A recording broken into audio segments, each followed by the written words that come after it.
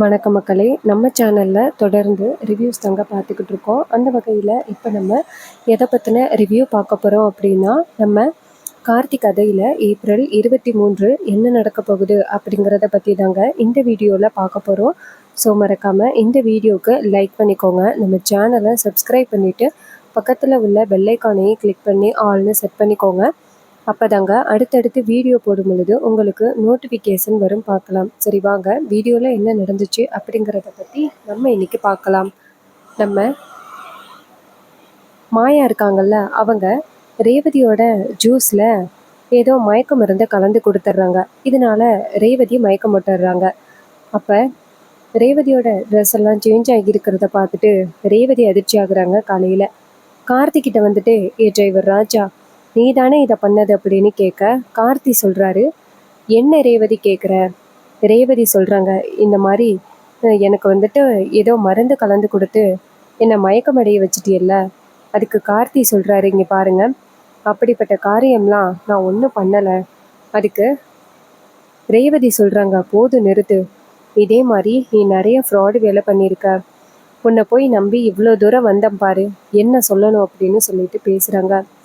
அதுக்கு கார்த்தி சொல்கிறாரு, இங்கே பாருங்க, நீங்கள் எப்போ பார்த்தாலும் என்னையவே இந்த மாதிரி பழி சொல்லிக்கிட்டே இருக்காதீங்க. நேற்று என்ன நடந்துச்சு அப்படிங்கிறது எனக்கு தெரியாது. நேற்று நீ எப்படி மயக்கம் போட்ட அப்படின்னு கூட எனக்கு தெரியாது. அந்த மாதிரி நேற்று உனக்கு ஜூஸ் கொடுத்தாங்க, அதில் தான் நீ மயக்கம் போட்டுட்ட அப்படின்னு கார்த்தி சொல்கிறாரு. ஆனால் ரேவதி சொல்கிறாங்க, எல்லாத்துக்கும் நீ தானே காரணம். நீ தான் வந்துட்டு காசு கொடுத்து அந்த மாதிரி மயக்க மருந்த கலக்க சொல்லியிருப்ப. நீ ஃப்ராடு தானே அப்படின்னு ரேவதி சொல்றாங்க. இதை கேட்டுட்டு கார்த்தி சொல்றாரு, நான் உன்கிட்ட எத்தனை தடவை சொன்னாலும் நீ நம்ப போறது கிடையாது.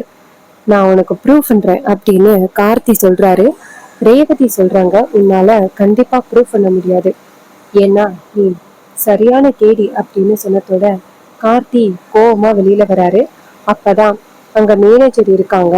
கார்த்தி போயிட்டு நேரா மேனேஜரை பாக்குறாங்க. மேனேஜர் கேக்குறாங்க, சொல்லுங்க சார், உங்களுக்கு ஏதாவது ரெடி பண்ணணுமா? கார்த்தி சொல்றாரு, நேத்து நைட்டு சின்னதா ஒரு பார்ட்டி நடத்தணும். அப்ப அந்த பார்ட்டிக்கு என் ஒய்ஃப் ரேவதிக்கு யாரோ மயக்க மருந்து கலந்து கொடுத்துட்டாங்க.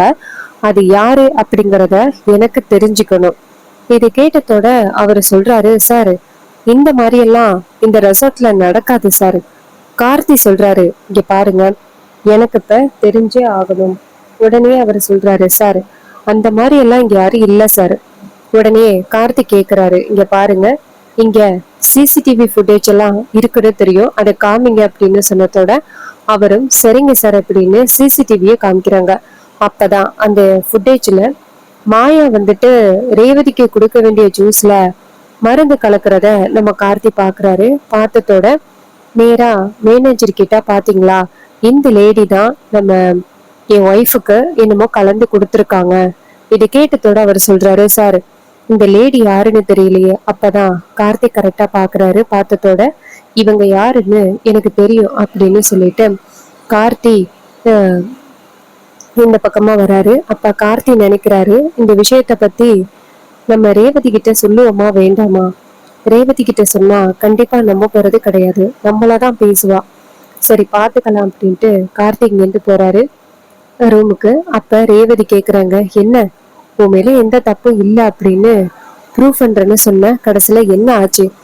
கார்த்தி சொல்றாரு, இப்ப கூட சொல்றேன், நான் ஒன்னும் உங்களோட ஜூஸ்ல மருந்து கலக்கல.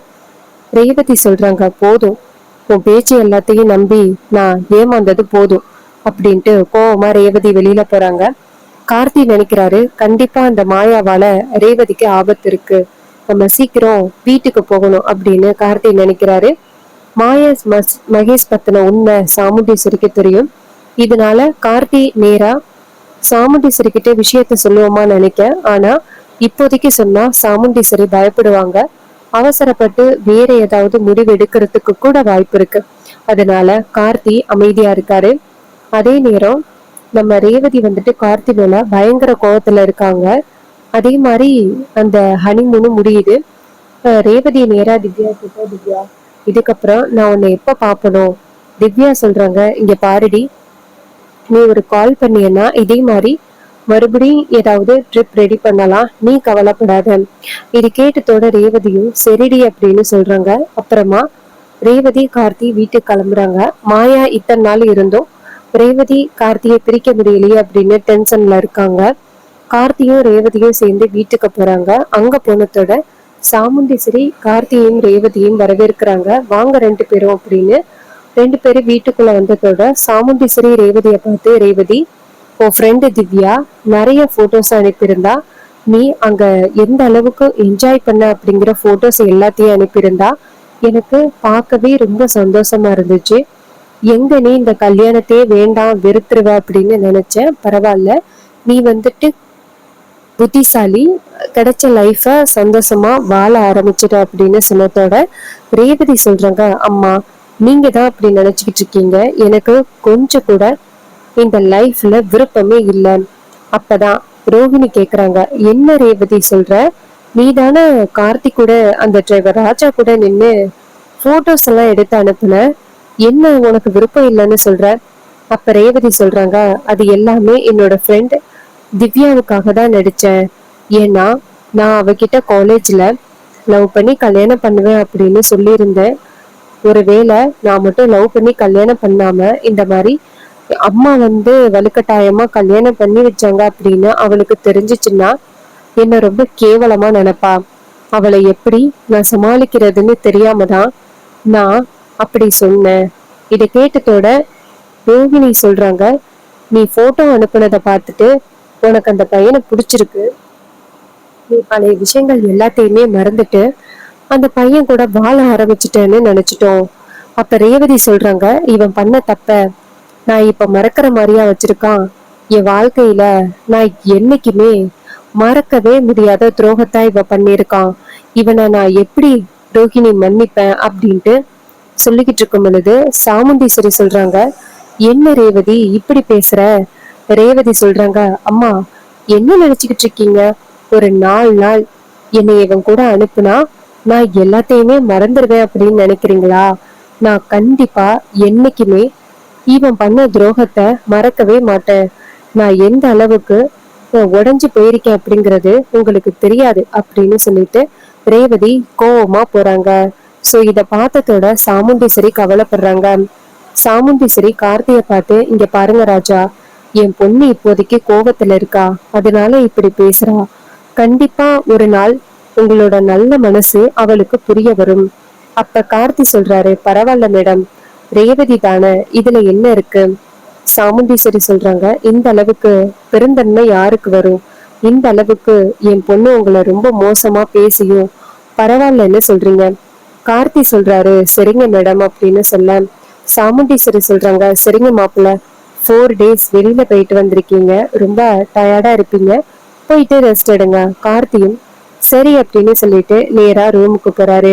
அப்ப மயில்வாகனமும் ராஜராஜாவும் நேரா கார்த்திய பாக்குறதுக்காக போறாங்க. அப்ப கார்த்தி நேரா மயில்வாகனத்துக்கிட்ட, சொல்லுங்க. மயில்வாகனம் கேக்குறாரு, மாப்பிள்ள போட்டோஸ் எல்லாம் அனுப்புனதை பார்த்துட்டு நீங்க எல்லாரும் ரொம்ப சந்தோஷமா இருக்கீங்கன்னு நினைச்சிட்டேன். கார்த்தி சொல்றாரு, ரேவதியோட ஃப்ரெண்டு திவ்யா வந்திருக்கிறதுனாலதான் ரேவதி அந்த மாதிரி போட்டோஸ் எடுக்க அனுமதிச்சா. இது கேட்டதோட மயில்வாகனமும் சரி, அப்புறம் என்னாச்சு, ஏதோ ரேவதிக்கு மயக்கம் வந்துட்டுன்னு சொன்னியே. கார்த்தி சொல்றாரு, ஆமா, அந்த மாயா இருக்கால, அவ வந்துட்டு அங்கேயும் வந்திருந்தா. இது கேட்டதோட ராஜராஜா அதிர்ச்சி ஆகுறாரு. அப்ப அந்த பக்கமா சாமுண்டீஸ்வரி வராங்க. அப்ப மயில்வாகனை கேக்குறாரு, என்ன மாப்பிள்ள சொல்றீங்க, அந்த மாயா அங்க வந்திருந்தாளா, அங்க என்ன மாப்பிள்ள பண்ணாவ? அதுக்கு கார்த்தி சொல்றாரு, எனக்கும் அதேதான் சந்தேகமா இருந்துச்சு. அப்புறம்தான் தெரிஞ்சிச்சு, எனக்கும் ரேவதிக்கும் சண்டையை மூட்டி விடுறதுக்காக தான் அவ அங்க அவ்வளோ ஆர்வமா வந்திருக்கா. இது கேட்டதோட பேரதிர்ச்சி ஆகுறாங்க நம்ம சாமுண்டீஸ்வரி. சாமுண்டீஸ்வரி அங்க இருந்து ரூமுக்குள்ள வராங்க. வந்துட்டு நேரா கார்த்தியை பார்த்து, மாப்பிள்ள என்ன சொன்னீங்க, அந்த மாயா அங்க வந்திருந்தாளா? கார்த்தி சொல்றாரு, ஆமா அத்தை, இது மாதிரி அந்த மாயா அங்க வந்திருந்தாங்க. ரேவதிக்கு ஜூஸ்ல மயக்க மருந்து கலந்து கொடுத்துட்டாங்க. அதனால ரேவதி மயக்கம் போட்டுட்டா. நான் தான் ஜூஸ்ல மயக்கம் மருந்து கலந்தேன்னு நினைச்சு என் மேல ரொம்ப கோவப்பட்டாங்க. அப்ப சாமுண்டீஸ்வரி சொல்றாங்க, மாப்பிள்ள ரேவதிக்கு உண்மையை சொல்ல வேண்டிய நேரம் வந்துருச்சு. கார்த்தி சொல்றாரு, என்ன மேடம் சொல்றீங்க, அப்ப சாமுண்டீஸ்வரி கார்த்தியை கூப்பிடுறாங்க. இங்க வாங்க ராஜா. அப்ப மயில் வாகனம் சொல்றாரு, போங்க மாப்பிள்ள. கார்த்தி இங்கேருந்து போயிட்டு சொல்லுங்க அத்தை. சாமுண்டீஸ்வரி சொல்றாங்க, ரொம்ப முக்கியமான ஒரு இடத்துக்கு போக வேண்டியது இருக்கு வாங்க அப்படின்ட்டு கார்த்திய கார்ல கூட்டிட்டு போறாங்க. கார்த்தி கேக்குறாரு, மேடம் எங்க போறோம்? சாமுண்டீஸ்வரி சொல்றாங்க, ரொம்ப முக்கியமான இடத்துக்கு தான் போறோம் வாங்க அப்படின்னு சொன்னதோட கார்த்தியும் போறாரு. நேரா போனதோட அங்க மகேஷ கட்டி போட்டிருக்கிறத கார்த்தி பாக்குறாரு. கார்த்தி கேக்குறாரு, மேடம் மகேஷ நீங்க தான் வச்சிருக்கீங்களா? சாமுண்டீஸ்வரி சொல்றாங்க, ஆமா. இவனை வெளியில விட்டா இவனை வச்சு மறுபடியும் அந்த மாயா ஏதாவது டிராமா பண்றதுக்கு நினைப்பா. அதனாலதான் இவனை கல்யாணத்துல இருந்து கட்டி போட்டு வச்சிருக்கேன்.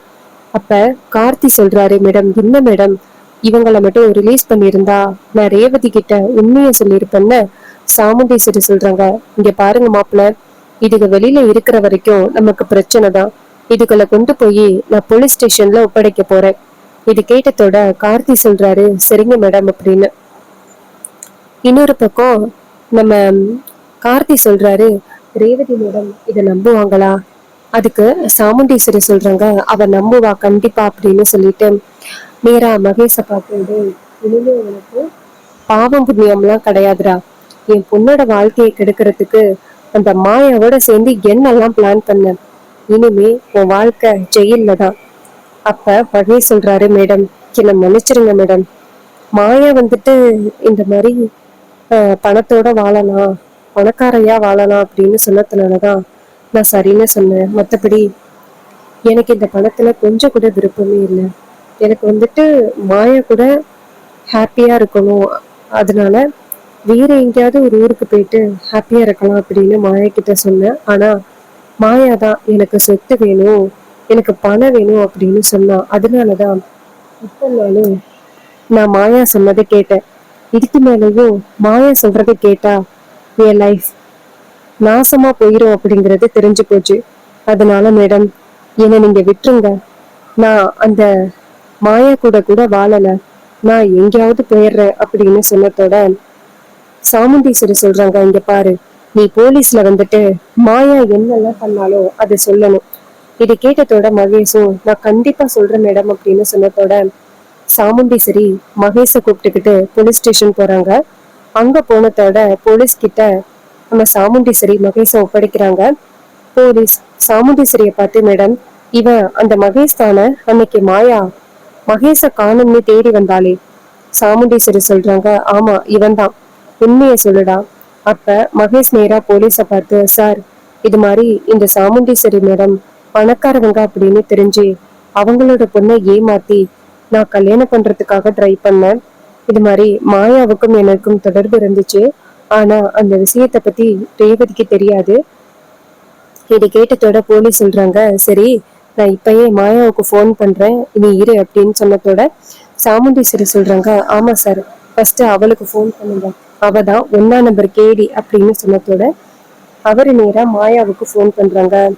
மாயா போனை பார்த்ததோட போலீஸ் ஸ்டேஷன்ல இருந்து கால் வருது அப்படின்ட்டு ஃபோன் அட்டன் பண்ணி சொல்லுங்க சார் அப்படின்னு சொன்னதோட சாமுண்டீஸ்வரி போலீஸ் கிட்ட, சார் இது மாதிரி நாங்க இருக்கோம் அப்படின்னு சொல்லாதீங்க, நாங்க இருக்கோம் அப்படின்னு சொன்னா அவ கண்டிப்பா இங்க வரமாட்டா, மகேஷ கண்டுபிடிச்சாச்சுன்னு சொல்லுங்க, ஓடோடி வருவா.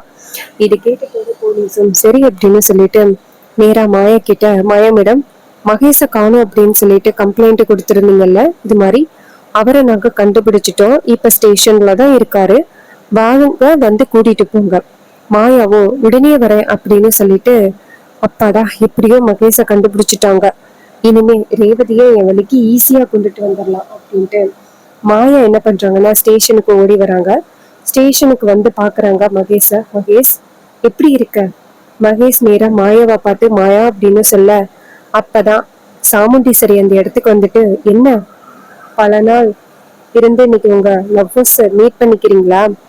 நீங்க 2 பேரும் எப்படிப்பட்ட கேடி அப்படிங்கிறத இன்னைக்கே நான் பார்த்துட்டேனே. போலீஸ் சொல்றாங்க, மேடம் நீங்க சொன்னது சரிதான், இதுக்கு 2 பேரும் எப்படிப்பட்ட கேடி அப்படிங்கிறது எனக்கு தெரிஞ்சு போச்சு.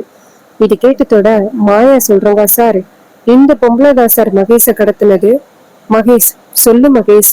மகேஷ் சொல்றாரு, மாயா நான் எல்லா உண்மைகளையும் சொல்லிட்டேன், இதுக்கு மேல நம்ம ஏதாவது சொன்னா நம்மளதான் அவங்க சந்தேகப்படுவாங்க.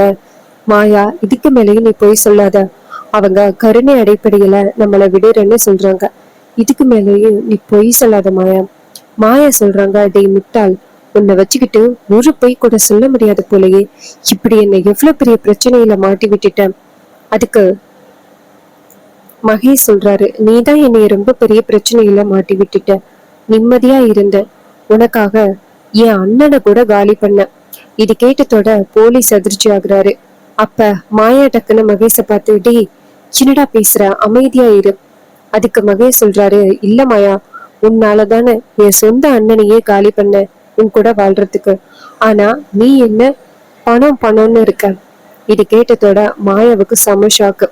அப்ப சாமுண்டீஸ்வரி சொல்றாங்க, அப்ப அந்த செங்கல் சூளையில வேலை பார்த்த ராமசாமி இறந்தது என்னால இல்லையா, உன்னாலதானா? நீங்க தான் அவனை காலி பண்ணீங்களா? இது கேட்டதோட மாயா ரொம்ப அதிர்ச்சி ஆகுறாங்க. அப்ப போலீஸ் சொல்றாங்க, அப்ப ரெண்டு பேரும் சரியான கேடுதான். ரெண்டு பேரும் ஒரு உயிரை கொன்னுட்டு இன்னொருத்தவங்க மேல பழி போட்டீங்கல்ல, உங்க ரெண்டு பேரையும் நான் இப்பயே கைது பண்றேன் அப்படின்ட்டு மாயா மகேஷ கைது பண்றாங்க. மாயா கெஞ்சுறாங்க, சார் தயவு செஞ்சு என்னை விட்டுருங்க சார், என் மேல எந்த தப்பு இல்லை, என்னை விட்டுருங்க சார். இந்த மகேஷ் தான் சார் அவனை காலி பண்ணது. அவன் சொந்த அண்ணனையே இவன் தான் சார் காலி பண்ணான். இது கேட்டதோட மகேஷ் சொல்றாரு, என்ன மாயா, நீ தானே மாயா டீயில விஷத்தை கலந்த. இது கேட்டதோட சாமுண்டீஸ்வரி சொல்றாங்க, ஒருத்தர் மாத்தி ஒருத்தர் போட்டு கொடுத்துக்கிறத பாத்துக்கிட்டீங்களா, புடிங்க சார் இவங்களை அப்படின்னு சொன்னதோட அந்த மகேஷையும் மாயாவையும் கைது பண்றாங்க. மாயா நேரா சாமுண்டீஸ்வரியை பார்த்து, ஏய் சாமுண்டீஸ்வரி, நான் கண்டிப்பா உன்னை விட மாட்டேன். சாமுண்டீஸ்வரி சொல்றாங்க, ஏ போடி அப்படின்னு சொன்னதோட மாயாவையும் மகேஷையும் ஜெயில கொண்டு போய் போடுறாங்க. அங்க போட்டதோட நம்ம சாமுண்டீஸ்வரி கார்த்தியை பார்த்து, பல நாள் பிரச்சனை இன்னைக்கு முடிஞ்சிருச்சு. கார்த்தி சொல்றாரு, ஏ ரேவதி கிட்ட இவங்க ரெண்டு பேரும் எப்படிப்பட்டவங்க அப்படிங்கிறத நம்ம ப்ரூவ் பண்ணணும். சாமுண்டீஸ்வரி சொல்றாங்க, ரேவதி ஃபர்ஸ்ட் இங்க வரக்கூடாது மாப்பிள்ள. இங்க வந்தா இதுக்கு ரெண்டு சேர்ந்து இன்னும் என்னெல்லாம் சொல்லி ரேவதியை ஏமாத்த போகுதுங்களோ தெரியல. அதனால ரேவதியை இங்க அனுப்புறது கூட ரொம்ப கஷ்டம்.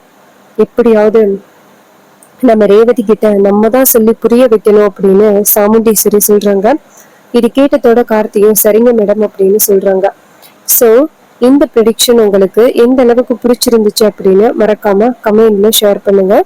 இதே மாதிரி இன்னுமே புது புது அப்டேட்ஸை நம்ம அப்கமிங் வீடியோஸ்ல பார்க்கலாம். ஸோ நம்ம ரேவதி வந்துட்டு கண்டிப்பா ஒரு நாள் நம்ம கார்த்தி எந்த அளவுக்கு நல்லவர் அப்படின்னு புரிஞ்சுப்பாங்க. அதுக்கப்புறம் கார்த்தி கூட சேர்ந்து வாழ்வாங்க.